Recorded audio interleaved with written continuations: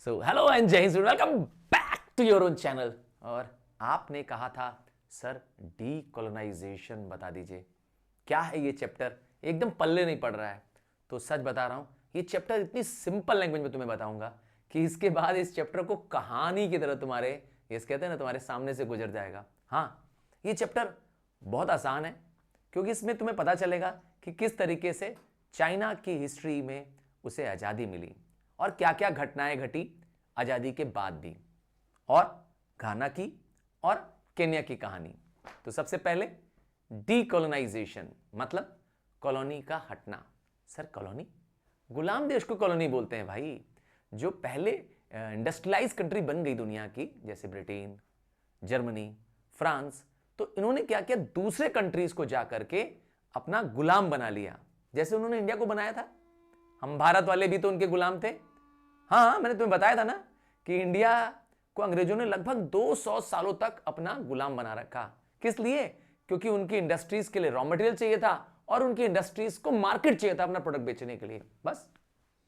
तो अब चाइना में कह सकते हैं कि चाइना की हिस्ट्री बड़ी बड़ी इंटरेस्टिंग है। जानते ही हैं, चाइना दुनिया के बड़े देशों में काउंट किया जाता है और वहां पर इंडिया से अब सेकंड लार्जेस्ट पॉपुलेशन है ना। इंडिया तो बताइए चाइना को ओवरपास कर गया है। तो चाइना में हुआ क्या, 1911 तक क्विंग डायनेस्टी रूल कर रही थी। हाँ, क्विंग डायनेस्टी एक एग्रेसिव डायनेस्टी थी और इसको एक रेवोल्यूशन के बाद, एक आर्म्ड रेवोल्यूशन के बाद क्या कर दिया गया, खत्म कर दिया गया। 1911 में क्विंग डायनेस्टी को खत्म कर दिया गया और उसके बाद आई एक नेशनलिस्ट पार्टी, क्यूमिंगटैंग। हाँ, क्यूमिंगटैंग आई, जिसको KMT के नाम से भी जाना जाता है। यह रूल करने लगी चाइना को आफ्टर 1911।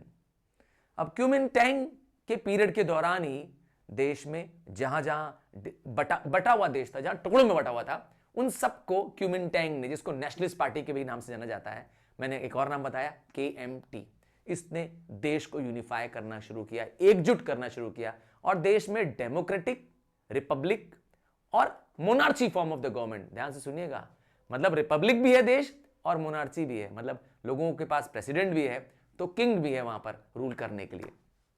1927 बड़ा दिन आने वाला है। 1927 में अब आर्म्ड रेबेलियन हो जाएगा, fight between the two groups हो जाएगी। चाइना में ही एक सिविल वॉर टाइप का चलेगा। चाइना में एक बड़ा भयंकर सिविल वॉर चलेगा और यह वॉर चलेगा किसके बीच में, नेशनलिस्ट पार्टी के बीच में और चाइनीज कम्युनिस्ट पार्टी। तो CCP चाइनीज कम्युनिस्ट पार्टी और ये नेशनलिस्ट पार्टी जिसका नाम है क्यूमिंगटैंग, हाँ क्यूमिंगटैंग पार्टी, इन दोनों के बीच, KMT के बीच में युद्ध होगा और युद्ध भयंकर युद्ध होगा। मार्केट होगी, स्पोरेडिक होगा, अलग अलग एरियाज में युद्ध होगा, क्योंकि जो नेशनलिस्ट पार्टी है वो कम्युनिस्ट पार्टी को हटा देना चाहती है। पर यह युद्ध लगातार चलेगा, काफी समय तक चलेगा। वर्ल्ड वॉर के दौरान जब जापान ने चाइना पर अटैक किया 1931 में, चाइना की एक बड़ी टेरिटरी को जापान ने कब्जा भी कर लिया। हाँ, मंचूरिया वाला एरिया, बहुत बड़ा एरिया उसने कब्जा भी कर लिया। तो जापानीज अटैक को संभालने के लिए थोड़ी देर के लिए देश के अंदर वॉर बंद हो गया, पर अंत हुआ 1952 में by the victory of the communist party. तो कम्युनिस्ट पार्टी ने एक तरह से पूरा ही चाइना अपने कंट्रोल में ले लिया। अब कह सकते हैं कि एक सिंगल पार्टी पूरे देश को रूल कर रही है, वो है Chinese communist party under the leader of Mao Zedong. Yes, तो यहां से शुरू होता है चाइना के कंट्री में बदलाव आना। तो चाइना के पास एक सिंगल पार्टी, मैंने बताया कम्युनिस्ट पार्टी है। 1949, ध्यान से सुनिएगा ईयर का, 1949 में एक बड़ा चेंज आना शुरू हो जाएगा, क्योंकि वर्ल्ड वॉर खत्म हो चुका है और वॉर किनके बीच में वापस शुरू हो चुका था, war between the KMT and communist party. ठीक है, और ये नेशनलिस्ट पार्टी और कम्युनिस्ट पार्टी में जीत किसकी होने वाली है, मैंने कहा जीत होने वाली है कम्युनिस्ट पार्टी की है। और चाइनीज सिविल वॉर खत्म, कम्युनिस्ट पार्टी लीड कर जाएगी, लीडर होंगे माओ जेडुंग।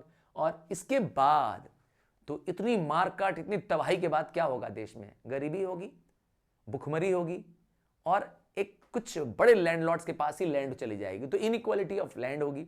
और गांव में, क्योंकि चाइना एक रूरल इकोनॉमी था तब तक, हाँ, बहुत डेवलपमेंट हुआ नहीं था एकदम, 1952 तक तो कुछ डेवलपमेंट ही नहीं हुआ था। तो एक तरह से अनस्टेबिलिटी थी देश में। अब आता है कम्युनिस्ट पार्टी का रूल, जब पूरी तरह से माओ जेडोंग रूल करने लगेंगे और वो लैंड रिफॉर्म्स लाएंगे। चाइना में फार्मर्स को मजबूर किया जाएगा कि उनको, जिनके पास लैंडलॉर्ड्स हैं, उनको लैंड ले करके जबरदस्ती उनसे क्या किया गया, फार्मर्स को बांट दिया गया ताकि कम्युनिज्म आ सके। फार्म्स को क्या कर दिया गया, डिस्ट्रीब्यूट कर दिया गया पीजेंट्स के बीच में। तो रीडिस्ट्रीब्यूशन ऑफ लैंड हुआ। और जानते ही हैं वहां पे सिंगल पार्टी है तो किसी से डर नहीं है। सारी मिलिट्री, सारी पुलिस फोर्स किसके अंडर में है, एक सिंगल पार्टी और एक सिंगल लीडर के अंडर में है, माओ जेडोंग। तो एक तरह से देश में, भाई सुनने में तो बड़ा अच्छा लग रहा है कि देश में क्या होने लगा, फार्म्स एंड लैंड्स क्या हो गए, फार्मर्स को मिलने लगे और कलेक्टिव फार्म्स बनाए गए। मतलब फार्मर्स को ये नहीं कहा गया कि आप ओनरशिप है आपके पास है, आप सिर्फ वर्कर है। ओनर कौन है इसका, हम मतलब सोसाइटी, हम मतलब गवर्नमेंट। यहां पर तो गवर्नमेंट ओन कर रही है, स्टेट कंट्रोल कर रही है। फार्मर्स को मजबूर किया जाता था कि वो प्रोडक्शन करें, वही ग्रो करें जो गवर्नमेंट ने डिसाइडेड किया है। देश में तेजी से डेवलपमेंट तो हो रहा है, तरक्की तो हो रही है, पर गवर्नमेंट का शिफ्ट अब होने वाला है। गवर्नमेंट अब शिफ्ट करने वाली है क्योंकि उसे समझ में आ गया है कि देश को अगर उन्नति है, डेवलपमेंट के रास्ते में लाना है तो कुछ नया करना पड़ेगा। 5 ईयर प्लान्स गवर्नमेंट ने लाना शुरू किया। ये 5 ईयर प्लान्स, पहले क्या इंडिया ने भी 5 ईयर प्लान्स लॉन्च किए थे।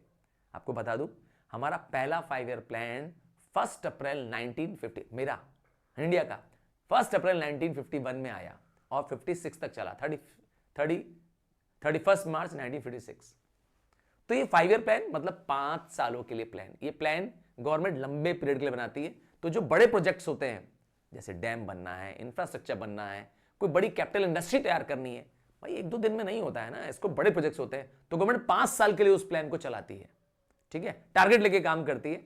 तो ये 5 ईयर प्लान चाइना में कहां से आए, रशिया से आए, क्योंकि रशिया ने अपनी बहुत डेवलपमेंट की थी इन 5 ईयर प्लान से बना करके। मतलब रशिया के सुपर पावर बनने के पीछे क्या था, ये 5 ईयर प्लान। अब रशिया चाइना को मदद कर रही है, पैसों से मदद कर रही है, टेक्नोलॉजी से मदद कर रही है कि वहां पर भी क्या आ जाए, डेवलपमेंट आ जाए। और रशिया की मदद से, रशिया के फाइनेंशियल हेल्थ से, टेक्नोलॉजिकल हेल्थ से, इंफ्रास्ट्रक्चर डेवलपमेंट से चाइना में ग्रोथ आने लगी। अब गवर्नमेंट को समझ में आने लगा कि इंडस्ट्री देश के लिए जरूरी है, सिर्फ क्योंकि बहुत बैकवर्ड इकोनॉमी थी। मैंने बताया ना, चाइनीज इकोनॉमी एकदम बैकवर्ड इकोनॉमी थी, टोटली एग्रीकल्चर इकोनॉमी थी। 1952 के बाद से वहां पे चेंजेस आने लगेंगे और इस 5 ईयर प्लान की वजह से ये समझ में आने लगा कि इंडस्ट्री की ग्रोथ देश के लिए जरूरी है। अब आता है एक बड़ा मेजर चेंज। पहला 5 ईयर प्लान खत्म होगा 1958 में। अब चाइना के जो लीडर हैं, मैंने बताया माओ जेडोंग, वो लॉन्च करेंगे देश में ग्रेट लीप फॉरवर्ड, एक बड़ा मेजर चेंज। चाइनीज इकोनॉमी का सबसे बड़ा रेवोल्यूशन जो है वो आया, GLP, ग्रेट लीप फॉरवर्ड। इसमें क्या था, अभी इसमें उनकी सोच थी कि हम चाइना को एग्रीगेरियन इकोनॉमी से इंडस्ट्रियल इकोनॉमी में चेंज कर देंगे। मतलब देश में एग्रीकल्चर पे कम, इंडस्ट्री पे ज्यादा फोकस करेंगे। तो आज अगर मैं तुमसे कहूं कि चाइना वर्ल्ड लीडर है किसी भी इंडस्ट्रियल मामले में, हाँ सच में, इसको कबूल करने में कोई बुराई नहीं है। अब आप देख लीजिए, आपके पास MI फोन है ना, आपके पास वीवो है और पता नहीं क्या क्या बड़ी अजीब अजीब नामों से है ना, वो सब किसका, अलीबाबा तो नाम सुना होगा ना, ये सब चाइना का है। हाँ, चाइना आज लीड कर रही है वर्ल्ड में, तो उनमें से सबसे बड़ा योगदान इसका भी है। तो क्या था, सोच ये थी कि देश को इंडस्ट्रियलाइज्ड कंट्री बनाना है और कम्यून्स बनाए गए पहले। मतलब गवर्नमेंट ने क्या किया, फार्म्स को, बड़े बड़े फार्म्स को क्या कर दिया गया, चंक ऑफ फार्म्स को डिस्ट्रीब्यूट कर दिया गया अंडर द फार्मर्स, और उनको एक पर्टिकुलर क्रॉप्स के लिए, पर्टिकुलर फील्ड के लिए तैयार किया गया, मजबूर किया गया कि ये क्रॉप्स या ये फील्ड ही ग्रो की जाए, कलेक्टिव फार्मिंग होगी। नाम दिया गया कम्यून्स। कोई ओनर नहीं है, याद रखिएगा, फार्मर्स वहां काम कर रहे हैं, टेलर्स हैं, उनको उनका शेयर मिलेगा। ओन वो नहीं कर रहे हैं, ओन सोसाइटी कर रही है, ओन गवर्नमेंट कर रही है, समझ गए। अब ये सब तो अच्छी बात समझ में आ रही है। अब कुछ फेलियर्स बताते हैं ग्रेट लीप फॉरवर्ड का। सबसे बड़ा फेलियर क्या हुआ कि फार्मर्स को मजबूर किया गया कि वो मिल करके फार्मिंग करें। हो सकता है मेरी इच्छा नहीं है, कोऑपरेटिव फार्मिंग करने के लिए, मिल करके फार्म करने के लिए मजबूर किया गया, क्योंकि लैंड्स उनको गवर्नमेंट ने दी थी। और क्या किया गया, जो क्रॉप्स उग रहे थे उसको बढ़ा चढ़ा के बताया गया, उग रहा है कम, बढ़ा रहे हैं, बढ़ा कर, क्योंकि गवर्नमेंट को क्या करना है, अपने नंबर्स अच्छे बताने हैं। तो क्योंकि सब गवर्नमेंट के अंडर में काम कर रहे थे। और सबसे बड़ी समस्या आई जब सारे रिसोर्सेस एग्रीकल्चर से शिफ्ट करके एग्रीकल्चर से शिफ्ट कर दिया, तो इंडस्ट्री तो सुधरी, इंडस्ट्री तो चालू हुई, पर एक बड़ी समस्या है, इंडस्ट्री के चालू करने के चक्कर में एग्रीकल्चर का बेड़ा गर्क हो गया। अब देश की पॉपुलेशन के पास खाने के लाले हैं, वहां पे फेमाइन्स आया और लाखों लोग, हाँ लाखों लोग चाइना में मारे गए, बहुत तबाही मची। एक गलती से चाइना के इस ग्रेट लीप फॉरवर्ड से बहुत लाखों लोगों की जान चले गई, क्योंकि खाने को अनाज नहीं है ना। एग्रीकल्चर से सारा रिसोर्सेज निकाल के इंडस्ट्री को दे दिया गया, अब इंडस्ट्री शुरू हो रही है, पर ये तो बर्बाद हो गया। हाँ ये प्रॉब्लम। तो ग्रेट लीप फॉरवर्ड एक बहुत बड़ा फेलियर माना जाता है। चाइना ने शिफ्ट जरूर कर लिया है, अपनी पॉलिसी चेंज की, और इसके फेलियर के कारण से क्या हुआ, बहुत सारे जो कम्युनिस्ट लीडर्स थे, जो कि सो कॉल्ड कम्युनिस्ट लीडर जो टॉप पोजीशंस थे, उनको भी हटा दिया गया। तो कुछ अच्छा हुआ, कुछ बुरा भी है, मैंने पहले ही बताया।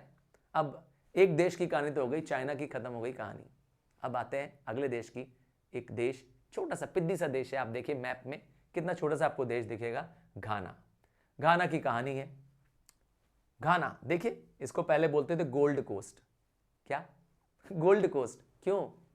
अरे गोल्ड बहुत पाया जाता है, अफ्रीका का सबसे ज्यादा गोल्ड पाए जाने वाले देशों में से एक है। ये अपने मिनरल्स के लिए भी बहुत जाना जाता है और अपने रिच कल्चर के लिए जाना जाता है।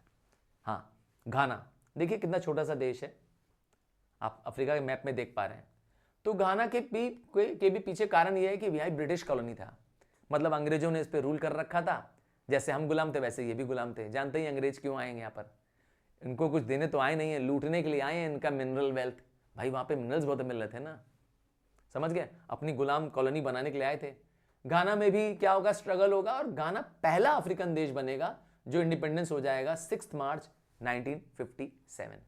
हम 1947 में आजाद हुए थे, ये 1957, अब तो याद हो गया है ना, 10 साल बाद ऑलमोस्ट। अब घाना के जो सबसे बड़े लीडरों में से एक है, वो है नुक्रुमा। नाम सुना? क्वामे नुक्रुमा। हाँ, ये एक घाना के कह सकते हैं सबसे बड़े लीडर थे, कह सकते हैं घाना के गांधी जी हैं। हाँ, घाना के गांधी जी। तो इन्होंने भी एक मेजर रोल प्ले किया घाना की आज़ादी में, अंग्रेजों से आज़ादी लड़ने में। और नाम सुना? Non align movement. हाँ, जिसके फाउंडरों में से एक हैं हमारे जवाहरलाल नेहरू जी। तो उनको बहुत इन्होंने क्या किया, सपोर्ट किया। उनके one of the main leaders रहे हैं क्वामे नुक्रुमा। हाँ, ये घाना के सबसे बड़े लीडर रहे हैं। इन्होंने एक पार्टी, नाम था कन्वेंशन पीपल्स पार्टी, क्या? CPP। और ये कहते हैं ना, चाइना घाना को आजादी दिलाने में सबसे मेजर रोल प्ले किया। चाइना में इंडिपेंडेंस मूवमेंट को चलाने वाले थे ये। तो नुक्रुमा ने चाहा कि पूरे देश में क्या हो जाए, पैन अफ्रीकनिज्म हो जाए। इसका मतलब क्या होता है, मतलब जैसे होता है ना कि मेरा देश पूरे अफ्रीका को रिप्रेजेंट करे, ठीक है। और वो देश में, जब देश इनके कंट्रोल में आ गया, तो ये चाहते थे तेजी से देश में विकास हो, तरक्की हो। और उसके लिए क्या किया, तरक्की करने के लिए क्या चाहिए भाई, फॉरेन इन्वेस्टमेंट चाहिए। भाई अगर देश में इंडस्ट्रियलाइजेशन लाना चाहते हैं और हमारे पास देश जो है वो बैकवर्ड कंट्री है, तो टेक्नोलॉजी तो लानी पड़ेगी ना। दूसरे देशों को तो आना पड़ेगा, भैया आइए हमारे देश में पैसे लगाइए। तो ये भी गए और दूसरे देशों के इन्वेस्टर्स को अपने देश में आमंत्रित किया कि आओ हमारे देश में पैसे लगाओ, समझ गए। तो अपने रिसोर्सेज को उन्होंने क्या किया, दुनिया के लिए खोल दिया, देश को मॉडर्नाइज बनाने के लिए कर दिया। और ये देश में अच्छा भी सोचा, अच्छा भी काम किया। ये देश में फ्री एजुकेशन देना चाहते थे, फ्री हेल्थ केयर देना चाहते थे, और एक पावरफुल गवर्नमेंट बनाना चाहते थे। बस यही उनकी कमी हो गई कि वो देश को एक स्ट्रिक्ट डिक्टेटोरियल गवर्नमेंट से रूल करना चाहते थे। और 1966, हाँ इनको इन्हीं के देश से उखाड़ फेंका जाएगा, क्योंकि इनकी कुछ कमियां थी। आइए, क्या कमी थी? तो ये डिक्टेटर बन गए थे, मैंने पहले ही बताया। ये चाहते थे कि पूरा सिंगल हैंडेड कंट्रोल मेरे हाथ में आ जाए। नुक्रुमा के लीडर में यही सबसे बड़ी कमी थी। इन्होंने सारे पॉलिटिकल पार्टीज जो अपोजिशन वाली थी सबको हटा दिया, उनकी पोस्ट छीन ली और अपने हाथ में सारा पावर रखा। तो सारी मिलिट्री इसके अंडर में, सारी पुलिस फोर्स इनके अंडर में, और चुन चुन करके अपने सारे दुश्मनों को उन्होंने खत्म करा दिया। और देश में एक समस्या आई। अब इसके बाद देश में बड़े बड़े प्रोजेक्ट्स लगने लगे, क्योंकि इन्होंने फॉरेन इन्वेस्टर्स को इनवाइट किया। तो देश में फॉरेन कंपनीज आने लगी, देश में बड़े बड़े प्रोजेक्ट्स बने, जैसे अकोसुम्बा डैम, एक बहुत बड़ा multi project, multi functional dam था इनका देश में। तो ऐसे बहुत बड़े बड़े प्रोजेक्ट्स आए, इंफ्रास्ट्रक्चर डेवलपमेंट हुआ, पर इसके चक्कर में देश में बहुत फॉरेन डेप्ट आ गया, अर्थात घाना देश कर्ज में डूब भी गया। भाई जल्दी इंडस्ट्रियलाइजेशन करने के चक्कर में फॉरेन फंड्स लोन ले लिए हैं, अब कर्जा चढ़ गया देश के ऊपर, और देश में इकोनॉमिक प्रॉब्लम्स, देश आर्थिक रूप से अब कमजोर हो गया। तो अभी आजाद हुआ है और अभी देश में क्या हो गई है, परेशानी शुरू। तो 1957 में आजाद हुआ, 1966 तक आते आते देश कंगाल भी होने लगा। देश 9 साल के अंदर बर्बादी के कगार पे पहुंच चुका है, सिर्फ एक व्यक्ति की वजह से। अब जो जो अमेरिका है और यूके है, इनको समझ में पहले ही आ गया था कि यहां पर जो पीपल है वो इनसे सेटिस्फाइड नहीं है, जरूर एक न एक दिन क्या होगा, यहां पर एक बड़ा विस्फोट होगा, एक बड़ी तबाही मचेगी और इनको कूप द्वारा हटा दिया जाएगा। पहले ही उन्होंने शक जताया था और उन्हें लग रहा था कि ये कूप कोई और नहीं, रशिया सपोर्ट करेगा सोशलिज्म की वजह से, क्योंकि रशिया ही अपनी, कहते हैं ना, अपने सुपर पावर का इस्तेमाल करते हुए चाहता था दुनिया में कम्युनिज्म फैले। और हुआ भी यही हुआ। ठीक 1966 में जब नुक्रोमे, जब ये खुद गए हुए थे, चाइना के टूर पे गए हुए थे, तब इस देश में कूप हुआ। कूप मतलब जानते हैं क्या होता है? जब अपनी ही देश की कोई सेना या जो कोई मिलिट्री ग्रुप, रेबल ग्रुप क्या करे, अपने ही सरकार को कंट्रोल में कर ले और खुद क्या बन जाए, देश का प्रेसिडेंट, राष्ट्रपति बन जाए, उसे कहते हैं कूप। हाँ, जैसे कई बार पाकिस्तान में तो कई बार हो चुका है। तो देश में कूप हुआ, गवर्नमेंट को टेक ओवर कर लिया गया अचानक। और कौन लीड कर रहा था देश को? National liberation council. और अब घाना इनके अंडर में चला गया। इनके लीडर थे जोसेफ अनकरा। जोसेफ अनकरा अब नए देश के प्रेसिडेंट बन गए। नुक्रुमे की गलतियां, नुक्रुमे के अपने डिक्टेटरशिप रवैये की वजह से उनका पद खत्म, बर्बाद हो गया घाना उनकी वजह से। आते हैं एक और देश की बात करते हैं, नाम है केन्या। छोटा सा देश है, मसाई नाम के ट्राइब्स के लिए जाना जाता है। मसाई हडर्स हैं, अपने नेशनल पार्क्स, वाइल्ड लाइफ के लिए जाना जाता है। आपको पता होना चाहिए कि मोदी जी ने यहाँ से चीते भी मंगवाए थे। हाँ, आपको पता होना चाहिए, हमारे देश में चीते आए यहाँ से। एक छोटा सा देश है। तो केन्या भी गुलाम था ब्रिटिश का। यहाँ भी जो ब्रिटिशर्स थे वो थे तो बहुत कम संख्या में, और इन्होंने मेजर फर्टाइल लैंड अपने कंट्रोल में रखी थी। अंग्रेज एकदम दुष्ट थे, पूरी दुनिया को परेशान कर रखा था ब्रिटिशर्स ने। जहां गए देशों को गुलाम बनाया अपने फायदे के लिए। तो केन्या में भी यही किया उन्होंने, वहां की फर्टाइल लैंड्स को उन्होंने अपने कब्जे में ले लिया। ठीक है, और वहां पे जो अफ्रीकन्स थे उनको बहुत परेशानी हो रही थी, क्योंकि उनके राइट्स नहीं पालन करने दिए थे। वहां के जो लोकल लोग थे, नाम था किकुयू नाम के जो ट्राइब्स थे, उनको बहुत सताया गया, उनकी लैंड्स को छीन लिया गया, उनको बहुत एक्सप्लॉइट किया गया। वो ज्यादातर ब्लैक्स होते हैं, इनकी लैंड्स को ले लिया गया, इनका इकोनॉमिक एक्सप्लॉइटेशन हुआ। देश में गरीबी, भुखमरी, बेरोजगारी, कुछ नहीं है लोगों के पास। ट्राइबल लोग हैं, समझ गए ना, हुलू हाला टाइप के लोग, समझ गए ना, ऐसे लोग हैं वहां पर। और देश में नाराजगी इनके पीछे बढ़ती जा रही है। अब इन्हीं ग्रुप में से इस कुकुयू ट्राइब के जो लोग थे, इन्होंने क्या किया, एक रेबल आंदोलन तैयार किया, मतलब एक मिलिट्री फोर्स तैयार की कि अब ब्रिटेन को लड़ करके क्या होगा, मार के ही क्या करेंगे, देश से निकालेंगे। और हुआ भी यही। अपराइजिंग शुरू हुई 1952 से 60 तक, लगभग 8 साल तक इन लोग छापा मार करते थे। छापा मार मतलब होता है अलग अलग जगहों पर जाकर के अंग्रेजों पे अटैक करते थे, एक साथ सेना लेके नहीं करते थे। ठीक है, और ये रेबेलियन शुरू हुआ और नाम दिया माओ अपराइजिंग। ये एक वॉयलेंट, मतलब बगावत थी, और मैंने कहा ना, युद्ध की तरह लड़ाई थी। मतलब कि अटैक करना है, वो भी कहां पे, ब्रिटिश जहां भी रहेंगे उनकी फोर्सेस पर अटैक करना है।